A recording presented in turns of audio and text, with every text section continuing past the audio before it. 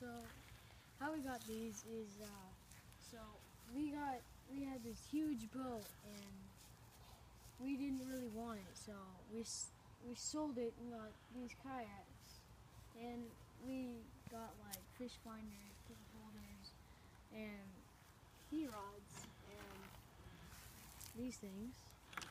Got some D-rings, didn't we? Yeah. And what we did was we bought this kayak on sale. Actually, we got both of them on sale over at Cabela's. And we did some upgrades to these things just to make them a little bit more fisherman friendly, shall we say. So Cody here, he went out and nailed the first 2 fish while Dad caught nothing because he had the nice bright green rooster tail in the lake. But we wanted to, we're kind of starting a new series here about sort of a father-son kayak fishing adventure. And you know, these things are so much easier to just throw in the back of the truck. We can take them down to the lakes, rivers, the Puget Sound. We're kind of in the Olympia, Washington area, so huge amount of fishing opportunities for us. So Cody, why don't you tell everybody what a couple of the upgrades we did here. Why don't you start with the knife, because that's actually pretty important to always have a knife on you. Yeah, so we just take a knife, just take this, strap it on there, strap it to the knife, and To the sheath? yeah, just slide it through there, and it's easy to maneuver out because you can just grab this while your knife is on, and just pull it out. And we also did this. So we got the leash. Well, first thing we did was we put this kayak didn't come with a way to secure the paddle to the boat, so we bought some pad eyes and a clip and the whole bungee. You just buy it as a kit, and we put put those on there so that he can, you know, strap in his paddle when he's got his hands full with all the fish he catches. We also drilled a hole and put a rod hole or a rod holder in right there. I also got the Scotty rod holder over here too, so kind of got 2 options. One option is we could throw a net in here. I don't know quite how we're going to do this yet. We haven't had these kayaks out since we've made some of the upgrades, so we'll have to see kind of how it works and maybe make some modifications if we need to. Took a garden kneeling pad and hacked that up to make a seat. Flip that seat up, Cody, and show them the scupper holes there because they get your butt wet no matter what you do. So that seems to eliminate that problem. It's a pretty thick pad. Oh, show them the whistle too. You know, if anything out there bad does happen, he's got the whistle on his life vest, and I have one on mine too. So especially if you're out in the Puget Sound. So we had another idea. We had some leftover pieces of the kneeling pad, so we took a hole saw, and it's not perfect. I didn't have quite the right size, but he threw in cut some holes in there, and he keeps his power bait right behind him, so he just reaches behind him and grabs some power bait. It works out pretty good. We also added an additional clip to this net. The net's a little bit loose, so there's a clip right here that we added, and that kind of tightened it up just a little bit, so that worked out pretty well. And by the way, this is the Spitfire 8. It's 8 foot sit on, but it's works pretty well. So on the Guster Angler, it's a 10 foot, very stable kayak, I must say. Pretty nice.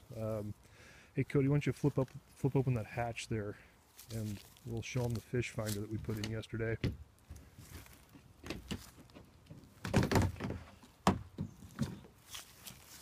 So in here, I've built a little wooden bracket. I cut it to the angle of the bottom of the boat, and I screwed my fish finder sonar onto that, and siliconed that to the boat. So far it's still curing right now, but so far it seems to be holding quite well. I don't know as of yet how well it works. I'll probably put it to the test a few times before I give a final report on that. So I also put in some more eyelets, some more D-rings, things like that the boat did not come with. We've got a couple of them. We'll put one here, put one over there. one there, and one there. The boat did come with the rod pole holder up front here. I put on the Scotty with the extension, a little bit easier to reach so you're not having to do sit-ups in the boat trying to reach your pole. There's the fish finder there. I bought the Lawrence, just the cheap one, $99 special. We're doing this on a budget for sure.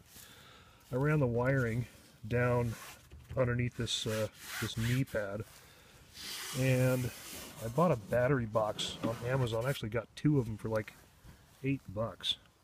It's a 12-volt battery pack, takes AA's. I wired that in. There's some foam just inside here, and this sits perfectly right on top of that foam. So that should work pretty well. The other thing that we did is we got some, Cody, why don't you show them the waterproof floatable tackle box here. And Cody's got his phone in there. We threw some silicone in there, just some automotive silicone. Give it a shake job real quick. It doesn't really move. That silicone kind of holds it pretty well. And that'll just kind of help, you know, so it's not banging around so much. So we can throw, you know, you throw your phone in there, your wallet in there, as long as you don't have a big fat wallet, and car keys.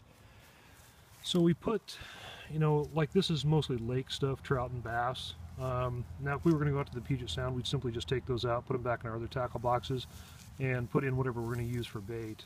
You know, for the Puget Sound, if we're going to fish for salmon or flounders or whatever it is. So anyways, we just wanted to give you a quick tutorial of what we were going to do here, and we'll tie this into another video. Probably tomorrow we're going to go out and do a little bit of lake fishing, so we'll see how everything works and follow up with a report. All right, enjoy. All right, we're out here testing out the kayaks. Got some folks over here skiing, so making some waves. See how stable these things are.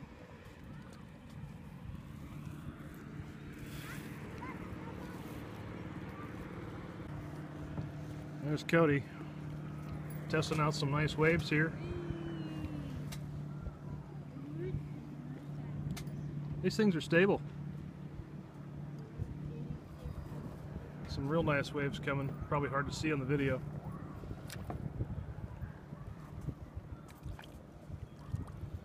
All right, Cody, paddle into that one right there in front of us.